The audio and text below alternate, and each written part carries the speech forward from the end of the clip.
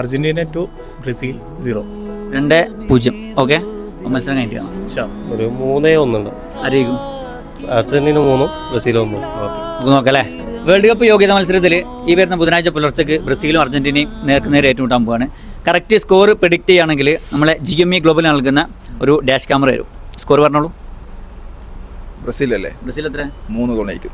Argentina? അതെ, 2 അടിക്കും. നാളത്തെ മാച്ചിൽ ആയിരിക്കും? 2-0 അർജന്റീന ജയിക്കും. അർജന്റീന ജയിക്കും. അർജന്റീന ജയിക്കും. എത്ര ഗോളിന്?